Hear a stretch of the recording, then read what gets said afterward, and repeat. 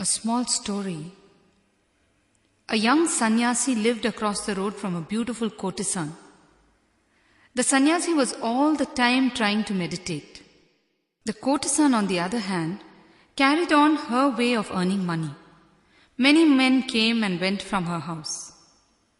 The sannyasi used to try his best to concentrate on his meditation, but his attention was more on the young woman, and he kept cursing her for the kind of immoral life that she was leading. The courtesan, on the other hand, was not even aware of the sannyasi staying across the street. Despite her lifestyle of offering pleasure to men, the courtesan was immersed in her love for Lord Krishna, and she spent as much time as she could in praying to him and playing with his image. The sannyasi and the courtesan died on the same day. They reached the gates of Lord Yama, the Lord of Death. After their records were analyzed, the courtesan was sent to heaven while the sannyasi was sent to hell. The sannyasi expressed deep feelings about the unfairness about the justice of Yama.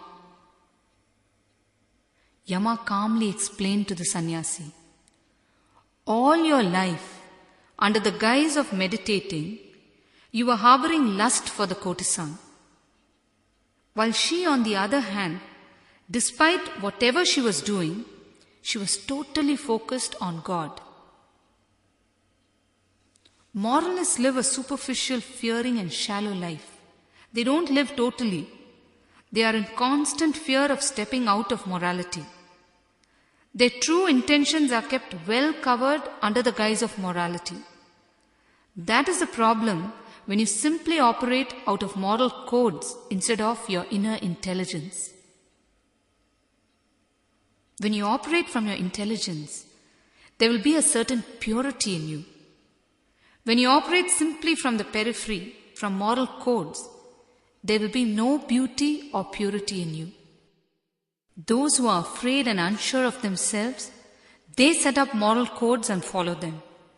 Those who are intelligent just act spontaneously and do the right things with a deep centering and no fear, that's all.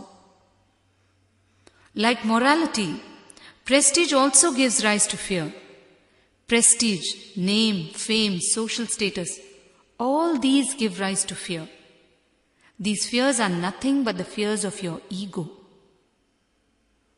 What prestige are you trying to cover? Just live with inner fulfillment and dignity. That is enough. The people who guard their prestige are the greatest hypocrites on planet Earth. They are also the people who live in constant fear. Their so-called prestige is so much in control of them.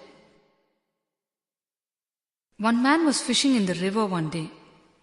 He was sitting for a long time without being able to catch any fish.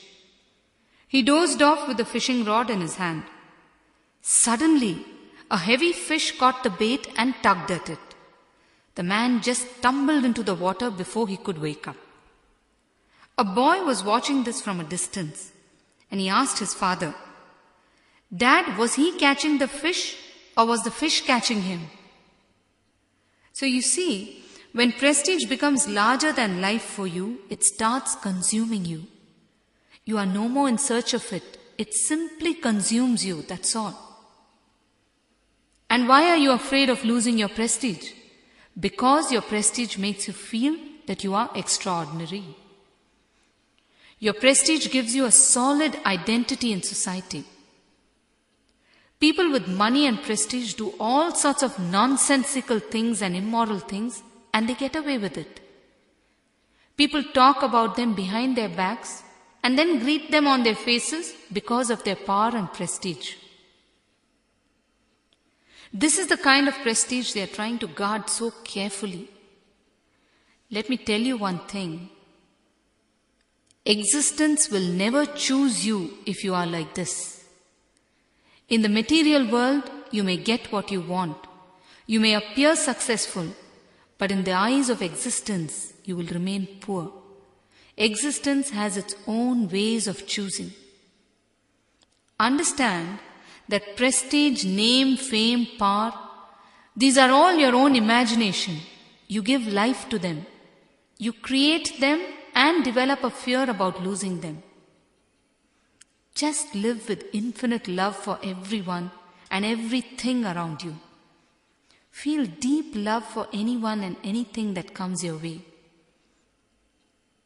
If you live this way, automatically prestige will come to you. People will respect you for your quality and not for your quantity. And with this kind of prestige, there is no fear of losing it, and you don't have to guard it all the time. You are simply liberated from such fears. Even things like fear of public speaking, etc., are fear of losing one's prestige in a way. When you are afraid of talking in front of a gathering, you are actually afraid of what they might say about you. You are afraid that your ego might suffer because of something that they might say about you. This is a massive form of guarding your ego. Fear is very much a manifestation of ego. Understand that. So what if people don't approve of your talk? You talk with a sense of totality. That is enough. Just enjoy yourself and do it. Don't bother about what others will say about it. The moment you are afraid of what others will say, you are guarding your ego. Fear of your ego suffering is also the reason why people get afraid when they go into meditation. When you go into meditation, there is always the fear of losing yourself to existence, to the existential energy that is surrounding you. So you hold on. You resist meditation. Instead, if I tell you to chant something, you will happily chant. There will be no fear at all. Your ego is so afraid that it will dissolve. If it dissolves, all the labels with which you identify yourself will also dissolve. And this is too much for your ego. You become a nobody. So you resist and you remain somebody, at least to yourself. This resistance is purely the fear of your ego. You're so scared of becoming vulnerable, of becoming porous. Fear is also the reason why people talk so much in social circles. If you just observe people, they will feel so compelled to say something from their side. They will feel that they have to say something or else others will take them to be inadequate. So they say something, even though it doesn't make any sense. All these are subtle manifestations of fear that are difficult for you to perceive. Swamiji spoke about fear of the unknown. Can you explain further on that, Swamiji? Yes, I am coming to that. You see, fear of the unknown is nothing but the fear that we have of darkness, of ghosts, of spirits, of God, and finally of our own death. Actually, we are so afraid of our fears, and that is the truth. We are afraid to face our fears, and so we allow our fears to consume great proportions, and we start getting more and more afraid. A small story. A man was once traveling in a train. The ticket collector came to him and asked for his ticket. He frantically started searching for the ticket in his purse. He searched in his luggage, he searched in his pant pockets and whatnot.